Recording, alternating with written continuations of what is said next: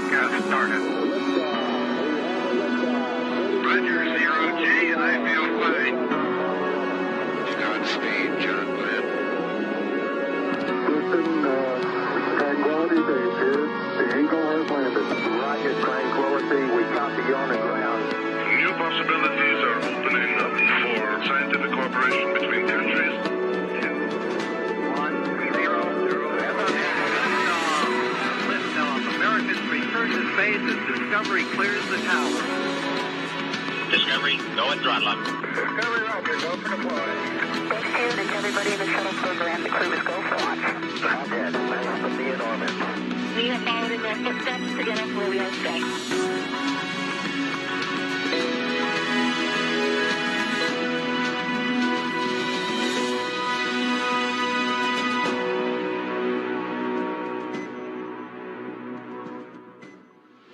Hello, and welcome to NASA's post-splashdown press conference as we celebrate the conclusion of the historic DM-2 mission and as we officially return human spaceflight to American soil. I'm Bettina Inclon and coming to you from NASA's Johnson Space Center. NASA astronauts Bob Behnken and Doug Hurley spent 9 weeks aboard the International Space Station, traveling 27.1 million miles and orbiting Earth over 1,024 times. And today, our crew is home, splashing down 45 years and 9 days after the last American splashed down on Earth. Moments ago, our two favorite space dads splashed down off the coast of Pensacola and aboard the SpaceX Crew Dragon, thus concluding our first Launch America mission. This historic landing marked the first return of commercially built and operated American spacecraft from the International Space Station. To discuss this historic mission, talk more about Launch America and what we have in store for NASA, is we have our briefers. Let me introduce them. First, our NASA Administrator, Jim Bridenstine. Gwen Shotwell, President and CEO of SpaceX. Steve Stitch, Commercial Crew Program Manager. Joe Montalbano, International Space Station Program Manager, and the entire crew of SpaceX Crew 1, NASA astronauts Mike Hopkins, Victor Glover, Shannon Walker, and JAXA astronaut Soichi Noguchi, who are quarantined together and are speaking to us today. So we'll start with opening remarks, and we'll take questions for reporters who have dialed in. As a reminder, please press *1 to ask your questions. We'll also be taking questions from the public who have used the hashtag #AskNASA. Let's begin. Jim, opening remarks? Well, thank you, Bettina. This was a great day for NASA and a great day for the United States of America. I want to thank our SpaceX partners and, of course, the Commercial Crew Program here at NASA. What an amazing day. Today we really made history. We are entering a new era of human spaceflight where NASA is no longer the purchaser, owner, and operator of all the hardware. We are going to be a customer, one customer of many customers in a very robust commercial marketplace for human spaceflight to low Earth orbit. But we also want to have numerous providers that are competing against each other on cost and innovation and safety, driving down costs and increasing access to space in a way that's never been seen before. So this is really an amazing day. But we also need to remember that this is just the beginning. Now is the time to capitalize on all of the great programs that have recently been established, to include going sustainably to the moon under a program we call Artemis, which is on my shirt. When we think about the Artemis program, we're going to the moon sustainably. We're going to go with commercial partners and international partners. We're going to use the resources of the moon to learn how to live and work on another world for long periods of time. We're going to take all of that knowledge and we're going to go to Mars. This is an amazing moment. And the Commercial Crew Program has really just proven the business model for how we go forward, and we do more than we've ever been able to do before. So I just want to say congratulations to SpaceX and Elon Musk. Congratulations to Gwen Shotwell. And certainly congratulations to the entire NASA team, which has worked so diligently on this for so many years.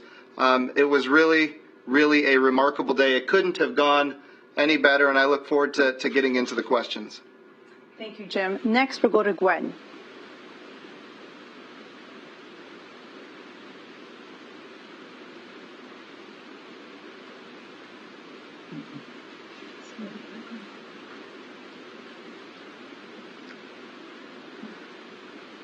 Bob and Doug for the honor that you have given us to be able to be here today and have this great achievement. I also have to do a call out to the SpaceX, the great SpaceX team. They did extraordinary work. This was an incredibly smooth mission. I'm sure we'll go into the little foibles that we did experience over the 62 days here in the Q&A. But I do think it's important to point out that this was an extraordinary mission, an extraordinary day for NASA, for SpaceX, frankly, for Americans and anyone interested in space flight. As Jim mentioned, this is really just the beginning. We are starting the journey of bringing people regularly to and from low Earth orbit and onto the moon and then ultimately onto Mars. So today is a great day. We should celebrate what we all accomplished here today, bringing Bob and Doug back. But we should also think about this as a springboard to doing even harder things with the Artemis program and then, of course, moving on to Mars. Thank you, Gwen. We'll go on to Steve. Steve Stitch. Thank you, Bettina. It really is a great day. I'm almost speechless as to how well things went today with the deorbit and entry and landing and recovery of Bob and Doug. You know, we really came into today. We had three real objectives, the flight objectives, really to execute the deorbit and entry of the Dragon capsule, to demonstrate that we could successfully recover that capsule, and then that we could also bring back cargo from space. There's some valuable science that we brought back in two freezers on board the Dragon vehicle, and I think we demonstrated all three of those things today. It was just an incredible day. I can't thank enough the men and women across the country from SpaceX and NASA who worked so tirelessly over 5 years to make this day happen, to make the whole mission go smoothly. It was just a great effort. I would like to thank the ISS program and the partnership as well. Today we had a perfect day to land. The wind was about 2 miles an hour at landing and a clear day with no waves. And the work that we did with Kenny Todd and the space station program, and actually JAXA, who moved a cargo vehicle to allow us to have this day, I'm so thankful for that. You know, the whole part of deorbit and entry went very nominally. The entry was as expected.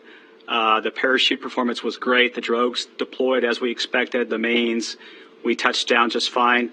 We did have one slight issue as we were bringing the vehicle back onto the ship. We noticed a slight toxic vapors and for oxidizer, and so they were within limits where we could have actually safely got the crew out. We took a little time to do a purge, to purge those vapors out, and to make sure that Bob and Doug were safe. We actually took a few readings inside the cabin as well. So just an incredible day. When I left the console, the helicopter had landed on the ship and ready to take Bob and Doug back to shore. And Bob and Doug were out of the capsule getting some medical checkouts, so things were going very well. So again, incredible day. Thanks to our team and all the hard work to make this happen. Thank you, Steve. Joel. Thank you, and welcome again to the post-splashdown press brief. What an outstanding day that we saw today. Just incredible. For 60-plus days, Bob and Doug, the SpaceX team, the commercial crew program, the SpaceX vehicle were on board doing critical science for us. Bob and Doug completed over 110 hours of science, utilization, research, technology development, work that will help this great laboratory that we have, help us in low Earth orbit, and allow us to go to the moon and to Mars and with the Artemis program. Just an incredible day. And this is just a small window to what we'll see in the future. This mission had 2 crew members. We'll have 4 crew members, and allowing us to do an incredible amount of science and research and technology development on board. So a huge thanks to the SpaceX team, a congratulations to the SpaceX team, a congratulations to the commercial crew program, and just a congratulations to all involved in human spaceflight. With that, thank you very much, and back to you, Bettina. Thank you, Joel. And now let's introduce again the Crew 1 team. Over to you guys. Thanks, Bettina. Hey, on behalf of Crew 1 and our families, we want to say congratulations to Bob and Doug and their families. You've heard it already, but today was a big day. It was a big day for our nation. It was a big day for NASA, for human spaceflight, for SpaceX, and for our international partners. We've had an opportunity to witness all of the work and dedication that it's taken to pull off the DM2 mission, and it's been truly impressive and inspiring. As you can imagine, Crew 1, we've got big smiles on our face from what we saw from the DM2 mission. I said this after the launch, and I'm going to say it again after watching Splashdown. It did not seem like this was the first NASA SpaceX mission with astronauts on board. It seemed to go extremely smooth, but we also realized there's a lot of work to go. We need to look at the data. But again, overall, things seem to go very, very, very well. And then just a little bit on Crew 1. We are wrapping up our training earlier this week. We had a chance to see the Crew 1 capsule. And it's a beautiful vehicle, and we can't wait to have an opportunity to take it into space. But again, today is really about DM2 and a successful mission. Bob and Doug and your families, congratulations. Thank you, Mike, and we are all really excited to celebrate when your crew launches up to the International Space Station. With that, we'll start with questions from the media. Again, press *1 to ask a question. Our first question comes from Lauren Grush. Hi, thank you so much for taking my question. Obviously, a lot of us took note of all of the boats that were surrounding the Crew Dragon at landing. So I'm very curious how that was allowed to happen and what NASA and SpaceX plan to do to prevent that in the future. I'm assuming that can get quite dangerous if not, treated properly. Thank you. So I'll talk about it for a second, and then I'll turn it over to Steve. So that was not what we were anticipating. Of course, we wanted to make sure that there was a clearing for them to land. The Coast Guard did an excellent job of ensuring that. And then, of course, after they landed, the boats just came in. And we need to do a better job next time for sure. I will tell you it's a beautiful sunny day, and a lot of boaters were out there, and they were certainly intrigued. I think all of America was very anxious to see the capsule land in the water. But yeah, it's something that we need to do better next time. Yeah, and I'll just add a couple things. We do clear that area. We have like a 10 nautical mile area that we clear. We have a couple of Coast Guard cutters out there that were clearing the area, and they did an excellent job. It was totally clear for the actual splashdown event. And then I think, as Jim said, it was just a beautiful day. Lots of people out, maybe boating or fishing, and then saw the capsule and kind of came in. And we have some work to do with SpaceX. We'll work together to do a better job for the next splashdown. Great. Thank you so much. Our next question comes from Chris Davenport. Congrats on a great mission. I was just wondering if you had any updates on Bob and Doug. It looked like they were feeling well, but just any updates on their health and how they're doing. Thanks, and again, congrats, everyone. I know when I left the control center, Bob and Doug were doing well. You know, we kind of watched them in the capsule. They were moving around and looking at displays. We asked them to take a few readings to make sure the cabin was fine. We had gotten them out, and they were going through medical checks, and all indications were they're doing well.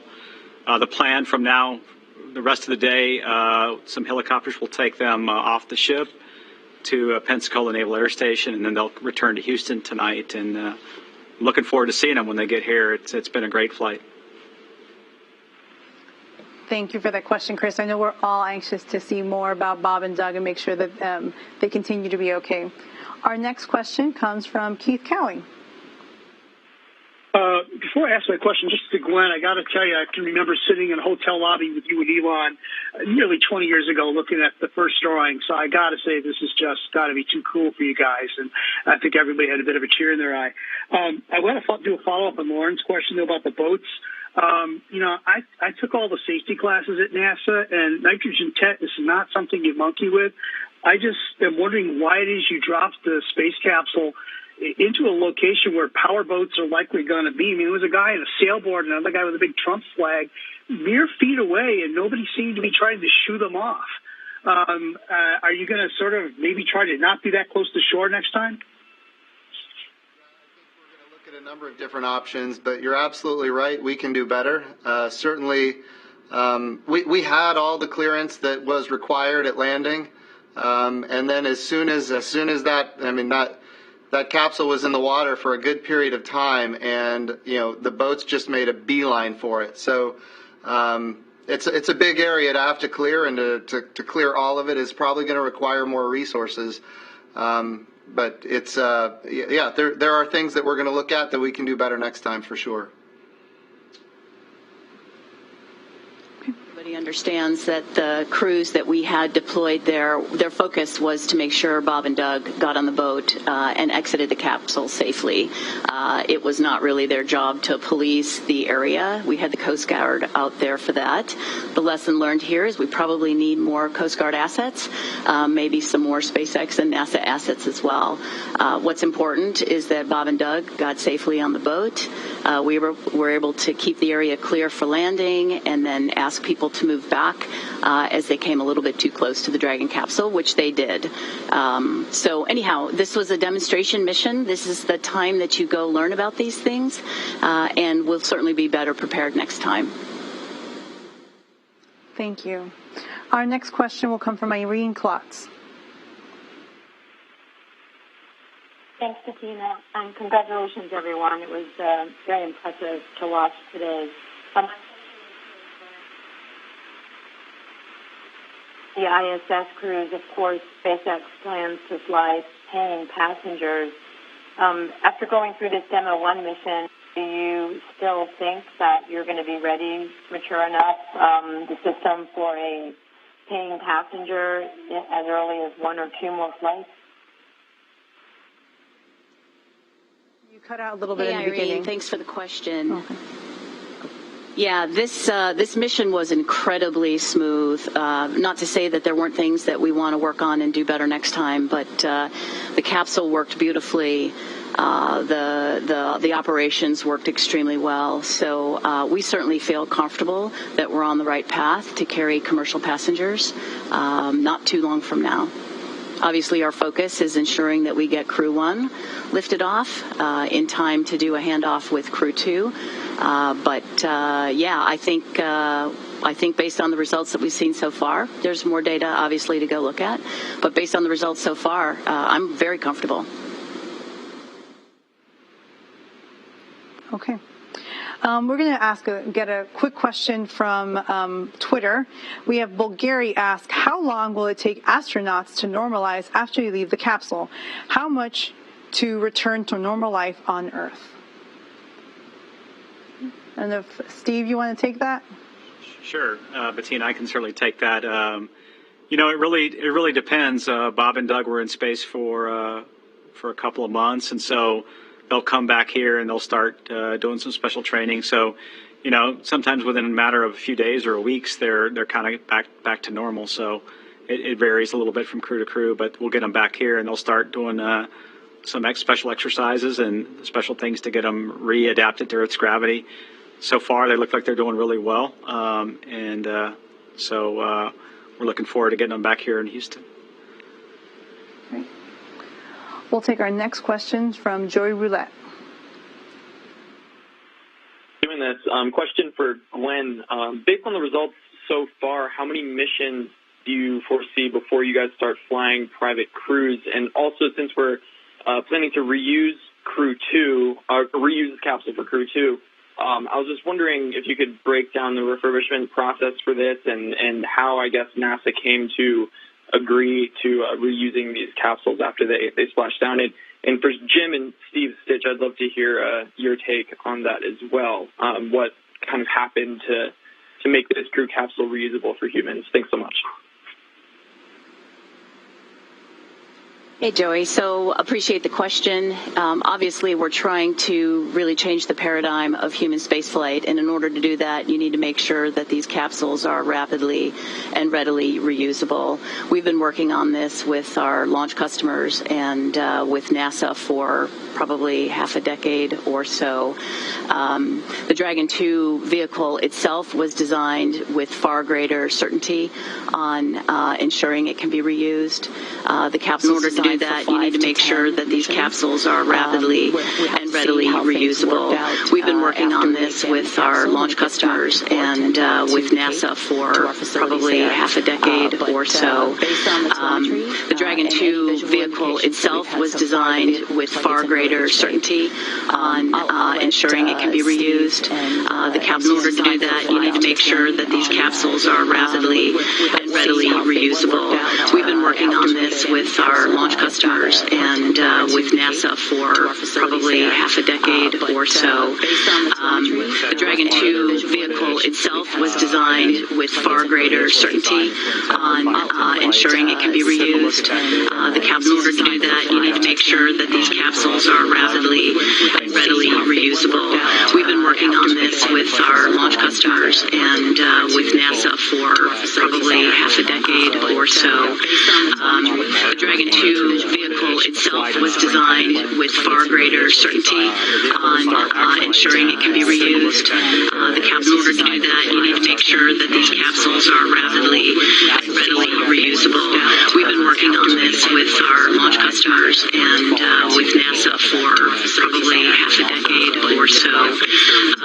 The Dragon 2 vehicle itself was designed with far greater certainty on ensuring it can be reused. We really want to make sure we have overlap between Crew 1 and Crew 2 to ensure that we have access to ISS, and we're doing that with Joel and the ISS program.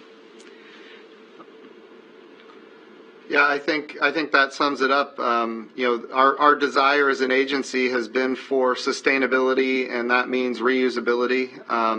Not in every case, but in most cases, and SpaceX has proven that they're capable of doing that. So we're looking forward to doing Crew 2 with the capsule that just came home. As Steve said, there's a lot of work to be done between now and then, and a lot of evaluation that needs to be done. But as Gwen said, based on the telemetry and what we see, it looks like we're going to be in pretty good shape. Great. Our next question comes from Marcia Dunn. Well, please. I'm wondering if, once the deorbit burn had occurred, was it pretty tense inside flight control there at SpaceX? And you were sitting right next to Elon Musk. And what was it like for him and for you during those final minutes of the flight, and especially right after a successful splashdown? Could you describe those moments, please? Thank you. So there's no question it was an enormous relief after months of anxiety, making sure we could bring Bob and Doug back home safely. But splashdown was really just the beginning. We wanted to make sure that Bob and Doug exited the vehicle safely and looked good. So a lot of people were cheering after splashdown. I got a lot of congratulations on my cell phone and emails, but we weren't done until we got Bob and Doug out of the capsule. We being kind of Elon and I, he hopped on a flight. He's going to go to Houston and meet up with the astronauts. And I still have a crew here in Mission Control making sure that Bob and Doug got safely on the helicopter and will get safely back to shore. So not everybody's job is done yet, but it was an initial relief for sure. It was a greater relief when I saw Bob and Doug come out of the capsule smiling, thumbs up, looking very cheerful. That was the good moment. Thank you so much. Our next question comes from Eric Berger. Yeah, hi. Thanks for doing this. Question for Glenn. It's been 12 years, actually, to this day when Falcon 1 failed on its third flight. That's 12 years. Since then, you've launched 3 different rockets, a couple of spacecraft, and now put 2 people into space and brought them back. 12 years is not that long of a period of time. Can you process some of sort of the transformation of SpaceX has happened during this time frame? Eric, 12 years seems like a really long time to me. Candidly, it is hard to process. I didn't know that today was the anniversary of the third Falcon 1 flight, but you would know that, so thank you for reminding me of that. I never shy away from our failures. They're incredible opportunities to learn, and this company has learned a lot. But I have to say that we would not be the company that we are today. We would have not achieved this goal without the support, basically the kind of the moral support, the financial support, as well as the technical support that NASA has given us over the years. I think in August of 2006 is when we started working very closely with NASA. Though it seems like a long time, we have done a lot in that time frame. And, you know, what's so great is we've done so much of this in partnership, kind of hand in hand with NASA. So, you know, it's a great day to celebrate not only Bob and Doug's return and their being the heroes that they are, but also to celebrate this extraordinary relationship that we have with NASA. And it's been a great relationship. We're going to ask some questions from social media. We have a question from Arturo Valdez, asks, for the Crew 1 team, how will data collected alter training for you so close to the launch date, and how does that impact what you do on the ISS? That's a great question, and thank you again for the opportunity to speak to you all. The data collected is going to help us to move forward to our launch date. But again, we've got to refurbish this vehicle and get it ready for Crew 2 so that we can have some time to hand over. And so we are ready. We're ready to go to the space station. We're very close to ready to fly the Dragon into low Earth orbit. And but it's also important that we take some time to enjoy the accomplishment, celebrating with Bob and Doug's families and the NASA and SpaceX team, and just to be in the moment and appreciate all of the amazing things that have happened here. It's just a great time to be at NASA. Okay. And Joel, anything else about how the information we learned from DM2 impacts future missions at the ISS?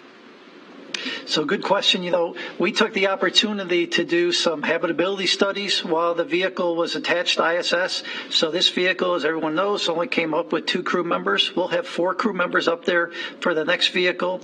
And so we did some testing on that and learned a few things.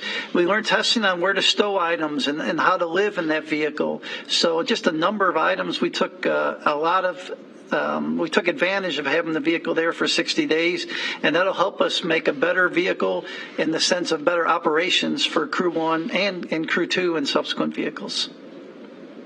Thank you, Joel. We'll go back to our reporters in the queue. We'll go next to Stephen Clark. Hi, thank you for taking my question. Stephen Clark from Spaceflight Now. Question for Gwen, since you're going to be reusing more and more of these Crew Dragon vehicles. I'm curious, do you plan on building a fleet of vehicles going forward? How many do you think you'll need to have in your rotation for the demand, both from NASA and from private astronauts, private passengers going forward? And a question for Soichi Noguchi on the Crew 1 flight. I think you're going to be the first astronaut since John Young, if I recall correctly, to fly on 3 different launch vehicles with your experience on Soyuz and the Space Shuttle. Curious if you could compare your experiences on those 2 vehicles, riding them into orbit, and how you think Falcon 9 may compare going into it. Thanks.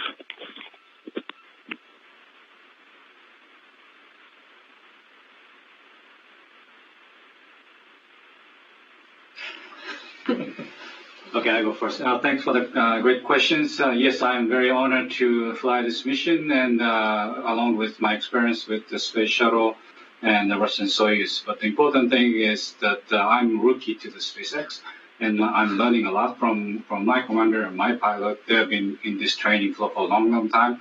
I just started last February. So this is like going back to square one. Everything is for my safety, our team's safety. So every day is like a rookie. And important thing is that we have a great variety or diversity in this crew. And my small contribution to this great team is experience. So, but we have different views, different backgrounds, so name it. So the diversity brings up the resilience to this crew. So it should be a great mission. Thank you.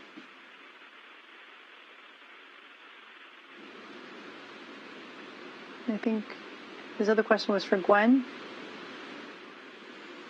Great. Thanks, Bettina. Stephen, we are building out a fleet of Dragon 2s, both cargo version and crew version. We want to wait and see how many we have to build before we say we're done building out the fleet. We want to see how this vehicle looks after we get the opportunity to inspect it and such. But we do anticipate building out the fleet. Thank you. We're going to go back to the lines, and next is Jackie Goddard. Goddard for the Times of London, and congratulations, everyone. My question is for the Crew 1 folks, Mike, Shannon, Victor, Soichi. I wondered if you could describe how you watched that splashdown, what you went through emotionally as you watched it, and what it means to you knowing that your flight depended on the success of this one. Thank you. Well, thank you for the question. We were together in the control center here in Houston watching the splashdown, and it was so exciting. And I would say, I think it's fair to say it was a very emotional event for all of us. To be able to watch our colleagues, our friends come home safely is always an emotional event. And then just to see how smoothly everything went during their splashdown and their reentry. So we're very excited that it went as smoothly as it did, because now that really points to the success of how our mission will be when we get a chance to launch.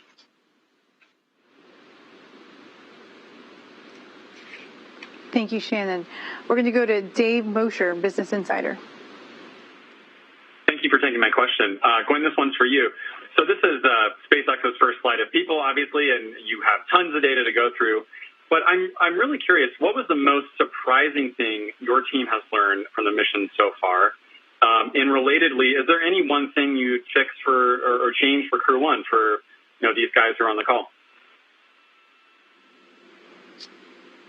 I have such an extraordinary team here at SpaceX. I don't want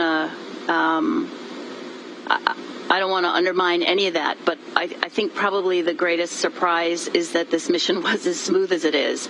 And I don't want to take anything away from the team, but this was a demonstration mission. This wasn't the first flight of Dragon 2, but this vehicle had a lot of capability on it that was not flown during the demo 1.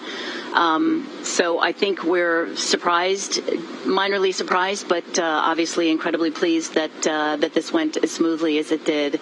And there's no question that we learned some things along the way that we will want to roll into the Crew 1 flight. Some we knew about pre-flight, and I think we had a lot of press on the solar arrays. We're looking to have upgrades there to make sure that the vehicle survives with margin on orbit for the 6-month requirement. By the way, the solar arrays on this particular mission did as better than we anticipated, and we certainly would have been able to complete the mission, the original planned mission duration. We had a couple months of margin to spare there.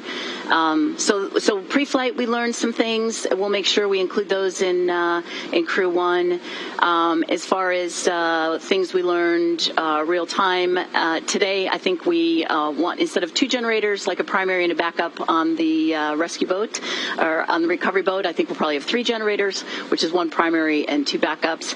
That's just one example, kind of a small thing that we'll want to do going forward. Next, we have Andrea Leffenzer, and forgive me, I killed that, from the Houston Chronicle. Hi, thanks for having us. And it was really great watching them. We can't wait to have them back in Houston. So I'd like to know how landing compared to the Apollo capsules. Was there new technology to kind of make it smoother on the astronauts, or was it pretty similar? Thank you. I can take a crack at this one. So wasn't around during Apollo, but I would say the landing compared to the Apollo spacecraft was very similar. It just turns out the parachute technology and landing a vehicle in the water requires very similar kinds of chutes for the drogues, which deploy up high to stabilize the vehicle. And then the main parachutes are very similar. The one difference, SpaceX has chosen to use 4 main parachutes versus Apollo had 3. But all in all, I would say that the technology is very similar. The vehicle itself, compared to Apollo, you compare this Dragon, what an incredible spacecraft, very much automated spacecraft. The crew, from the deorbit burn all the way to splashdown and landing, doesn't really have to take very many actions on their own. The vehicle does that all by itself. It's very autonomous. So all in all, it's a very similar kind of landing. We're going to go next to Jeff Faust of Space News. Good afternoon, and congratulations to everybody. A question probably for Steve Stitch. You talked about this a little bit earlier, but maybe a little bit more details on what's involved with going over the Demo 2 spacecraft now that it's back, and the process that will lead up to certification so you can launch the Crew 1 mission. Thanks. Yeah, absolutely. Happy to talk about that. We'll do a few things to get ready for certification in a few different areas. One, we'll review all the telemetry, all the data from the Dragon. We've done that for the whole flight to date. We'll do it now for undocking all the way through splashdown and recovery. So we'll have engineers. We do it jointly with SpaceX. We have our NASA team and SpaceX team work together and go through all the data for each of the various systems, life support, propulsion, and so forth. So we'll go through all that data to make sure there's nothing that's anomalous there. Secondly, we'll look at the parachutes. The parachutes is a very important system on the vehicle. SpaceX was doing a great job of recovering those chutes today, so we'll take those back and analyze those and look at it just to see that they're performed well. And then thirdly, SpaceX is going to take the vehicle apart. One of the benefits of reuse, I would say, is the fact that we'll take some of the vehicle apart. Some of the nose cone will come off, the heat shield comes off. We'll start to inspect part of the spacecraft, and sometimes we can learn things from that. And so we'll do that inspection, and then we'll put all that data together and head into the certification review, probably toward the end of this month or early next month. We're going to go to Michael Sheets from CNBC. Hi, all. Great to talk to you, and congratulations to everyone, especially Bob and Doug. I wanted to note that both of the astronauts were helped out of the capsule, and I was wondering if that's the protocol NASA and SpaceX have in place, or will future astronauts be comfortable enough to be able to step out and walk out themselves? Thanks. Take that question. It's pretty typical for the long-duration space flight when a crew returns to Earth that they need a little bit of assistance coming out of the capsule. If you just think about the human body when it's been in space, Bob and Doug were in space for about 63 days. So when it comes back into Earth's gravity, the body does a wonderful job adapting to zero-G, and you can live and work very well in space. But then when you come back in the atmosphere, they pulled about 4 times the force of gravity today coming back, and then the gravity is tugging on them a little bit when they come back. And so it takes the body a little while to adapt, and it takes the inner ear a little bit of time to adapt to the gravity again. And so that's kind of what you see with Bob and Doug today, and it's very typical. And so I would expect that for many of our missions that are going to be these long-duration missions with about a 6-month duration. Thank you. We're going to go to Marcia Smith from Space Policy Online. My question, which is to Joel. I'm curious about what this is going to mean operationally for the space station to have 4 people permanently aboard the U.S. segment. Are you going to need more resupply flights? You talked about how there'll be more science done, so you'll need more science going up and coming back. Just what does it mean to have 4 people up there instead of 3 on a permanent basis? So we're planning to have, 4 to 5 cargo missions, resupply missions to the International Space Station. The beauty of having the 4th crew is that person's time is going to be 100% dedicated to utilization, research, and technology development. And so today we average about 35 hours a week in that area, and we're going to increase that to 70 hours a week once we get 4 crew members up. So that 4th person won't be dedicated to that, but the time that he brings brings to the team, that time will be dedicated to that. So we're looking forward to it. It's something we've been planning for a while. We've had some opportunities to do 4 USOS crews, as you're well aware, in the past, and we've taken that time to learn and plan forward. So the upcoming SpaceX missions and the upcoming Boeing missions, we're excited and we're ready to rock and roll. Rock and roll. Our next question comes from Mike Wall, space.com. Thank you all for doing this.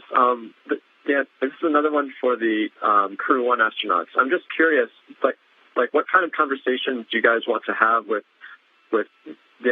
both like Bob and Doug? Maybe what do you want to ask them about how Endeavour handled or how it flew? What do you most want to talk to them about? That's a great question.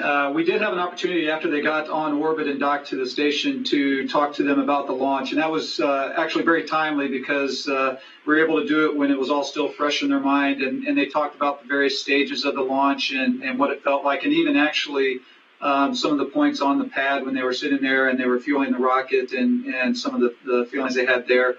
And so certainly that was good, and it was great to be able to talk to them that quickly, and hopefully we'll have an opportunity to do that again here in their post-landing. Again, trying to talk to them while it's still fresh in their minds. And of course, we'd like to hear all about what entry was like, the feelings, how much the G's came on. When the chutes open, that's usually a very dynamic time during the flights, and so just curious what that experience was like. And then, of course, as you can imagine, we're all very curious about what it's like to splash down on the water, and then what it's like afterwards. We're hoping, we've already put in our request for a day like today when it's our turn to land, because the water looked very smooth and it was beautiful. So we're hoping that we'll get the same thing. Yeah, that water did look like glass.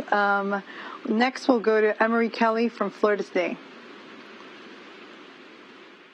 Hey, folks, thanks for doing this, and congratulations. I just wanted to possibly get Gwen's thoughts, and maybe more just a reaction, if you will, that this spacecraft that arrived today, Bob trusted it for his mission, and Bob will again trust it for his wife's mission, which is, pretty impressive. I'm wondering if you could just talk about that a little bit. Yeah, so I'd like to point out that, Megan is first and foremost an astronaut when it comes to our perspective. I'm sure her and Bob have a different perspective, but she was selected to be one of the esteemed members of the Crew 2 mission. We will make sure that vehicle is as good or better than the vehicle that Bob flew in today. 2 months ago and today.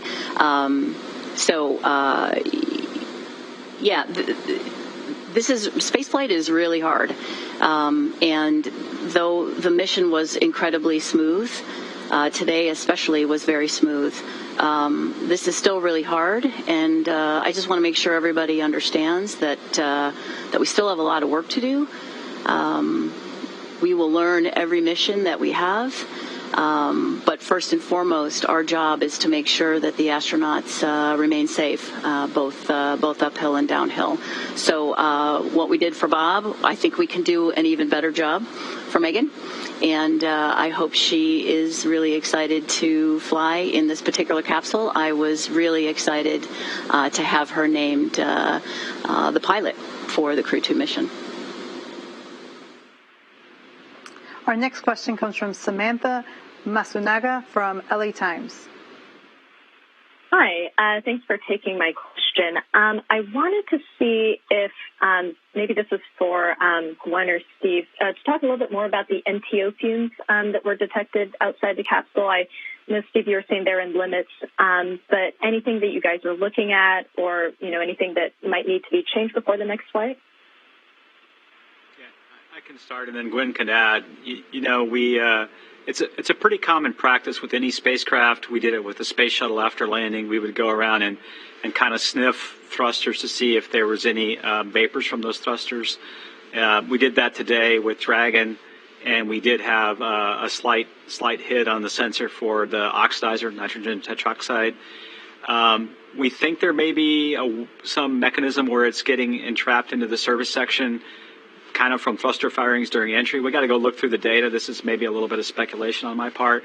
I think we'll go figure out a way to handle it better on the next flight, perhaps starting with a purge as soon as we get on the vehicle. It just is kind of a normal thing. We've had similar things with other vehicles, so I wouldn't say this was a big deal at all. It was something that the SpaceX team took extra precaution with, just to make sure that their personnel on the ship were safe, and then also Bob and Doug. So we'll go look at the data and see if there's anything we can do better next flight. One of the things that I would say about this NASA and SpaceX team, and we will get, hundreds of comments and hundreds of things to look at in post-flight. Even though the flight goes so well, one of the things that we do in spaceflight is we just pour over the data and try to learn from it to try to make it better. Because as Gwen said, spaceflight is very hard and it can be unforgiving. And so you try to look at very, minute changes in data and things that you see in the data from the flight, learn from that and try to do better. Yeah, we made sure that based on all the telemetry that we had, that we didn't find any system breaches. We had them sniff the thrusters. And as Steve mentioned, we did initiate a service section purge. I think we'll probably do that sooner next time. It was also an incredibly calm day. There was not a lot of wind blowing on the capsule, as will probably be blowing more in the future. But it was a good lesson for us. We took an extremely conservative approach here.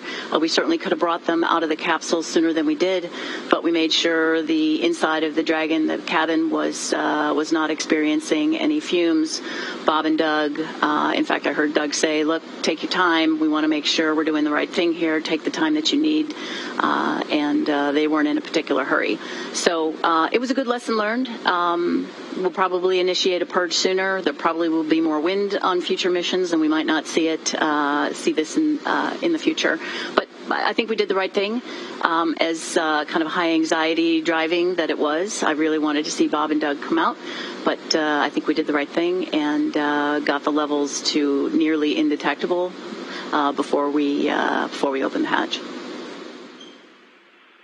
I would just add that just modify maybe what Steve said. He mentioned that it wasn't that big of a deal. It's pretty common, and all of that is absolutely true. What is not common is having passers-by approach the vehicle at close range with nitrogen tetroxide in the atmosphere. That's not something that is good, and we need to make sure that we're warning people not to get close to the spacecraft in the future.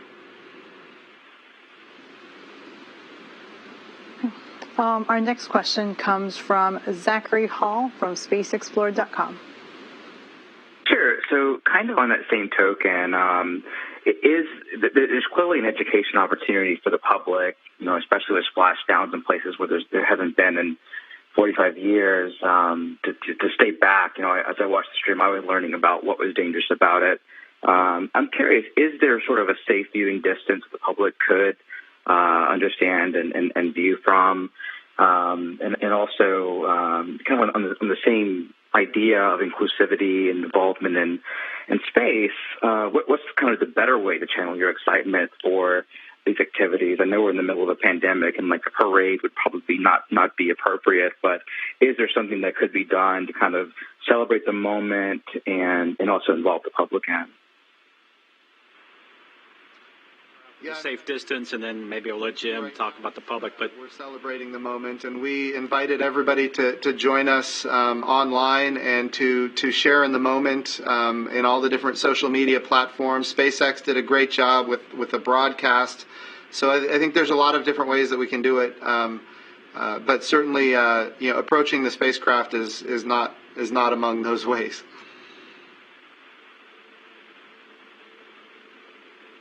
We're going to be wrapping up in a few minutes, but let's take one of our last questions from Jackie Waddles, CNN.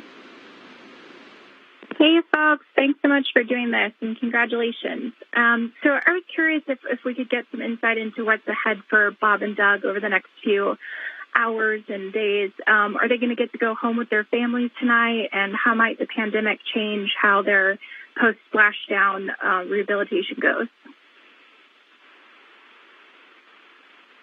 I can start off. Bob and Doug already have left the ship, and they have been transported by helicopter to Pensacola. They will come back here to JSC via aircraft later on this evening. They'll get some medical evaluations. I think I'm not quite sure whether the plan is to stay on site for observation or maybe go back to their families. Certainly, a lot of precautions were made to protect for the pandemic. Everybody on the ship was quarantined on their personal level, self-quarantined for a couple weeks. They got tested. So we went through a lot of precautions to protect Bob and Doug and to make sure that they're safe from the virus. And we're just excited to have them back here in a few hours. So. Is from Marina Curran. Congratulations on a successful splashdown. This question is for Gwen. When you said in your opening remarks on this call that this mission experienced some foibles over its 62 days on orbit, what foibles were you referring to? Actually, the foibles that I was referring to were today.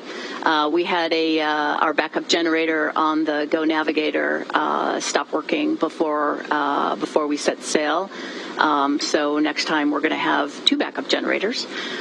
We did mobilize another one, but it wasn't going to get to port in time for the vehicle to set sea and make sure it got to Bob and Doug. We had that vehicle flanked with other ships, so we were pretty comfortable. But that is one. And then the discussion that we were just having on the oxidizer on the outside of Dragon. We will work on that op to make sure that we keep the astronauts and the folks around the capsule safe. Those are the only 2. I think we had the mission on orbit was incredibly kind of quiet. I can't recall offhand whether there were some anomalies. There may have been some small ones, but certainly nothing that stands out. Thank you, Gwen. And with that, we'll turn it over to Jim Bridenstine for some closing remarks. Well, thank you to Bettina, and thank you to everybody who participated in this. A big special thanks to Bob and Doug and their families, the entire NASA team, and of course the SpaceX team for what an amazing day this was, a historic day. A couple of things. It came up earlier. Somebody asked Gwen about what size of a fleet do you need, and do you expect to grow it? And of course, as a private company, SpaceX is looking at what the demand is. And I'm going to tell you what our goal is at NASA. Our goal is to make sure that there is a big demand in the future. And I would love to see a fleet of Crew Dragons servicing not just the International Space Station, but also commercial space stations, which is why we're working so hard every day to commercialize our activities in low Earth orbit, whether it's industrialized biomedicine or advanced materials. There's a lot of hope for humanity on Earth based on what the microgravity of space can provide. So the future is very bright, but it's going to require these public-private partnerships, which we have now proven can be very, very successful. I also want to say another question came up about how SpaceX has, changed since launching, Falcon 1 so many years ago, and even the third launch of Falcon 1 was a failure. Let me be clear. The reason we had success today is because SpaceX is so good at adapting, and the NASA team is so good about sharing what the engineering challenges are and ultimately them responding. It has been not without some pain from time to time, but it has been an absolute amazing partnership, and it really just culminated in this spectacular event today. When NASA comes and we say we want to create high-level requirements, we have a payload capacity that we need, we have safety requirements that we need, and then we allow a private company like SpaceX to go and innovate. And miraculous things happen. We launch rockets with 9 engines. We launch rockets where the launch abort capability is integrated into the spacecraft propulsion system itself. We have a pressure vessel inside of a liquid oxygen tank. These are things that NASA never would have done on its own, but because we set the high-level requirements, and then we say to the private company, we say, prove to us that your engineering is sound through both engineering and testing. And as time went on over the years behind us now, SpaceX proved, and we of course as an agency had to make sure that what they were telling us was accurate, and then testing it. And I will tell you, it has been just a magnificent thing to watch. So again, congratulations to the SpaceX team, congratulations to the NASA team. It's been an amazing partnership. There's a lot more to come. One other thing before we close out. Eric Berger sent a tweet yesterday, and in that tweet he talked about how we have been without a human spaceflight program now for 9 years, and he said now we've got Dragon, and we've got Starliner, and we've got Starship, and we've got Orion, and Blue Moon, and other vehicles that are on the table. May it never be that the United States goes a day without a human spaceflight capability in the future.